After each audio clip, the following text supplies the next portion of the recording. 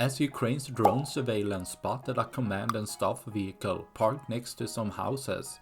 This quickly became a top target, as higher ranked personnel as well as working station can be taken out with the strike.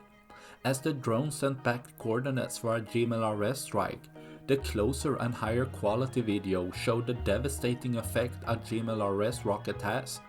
As the vehicle catches fire due to the strike, the building and roof has multiple holes from blast fragmentation.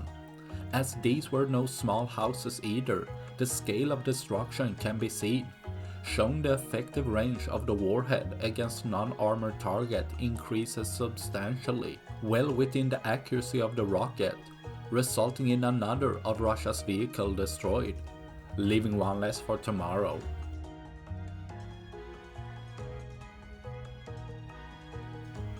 That's all I had for this video. Please like and subscribe for more. Thanks for watching. Bye.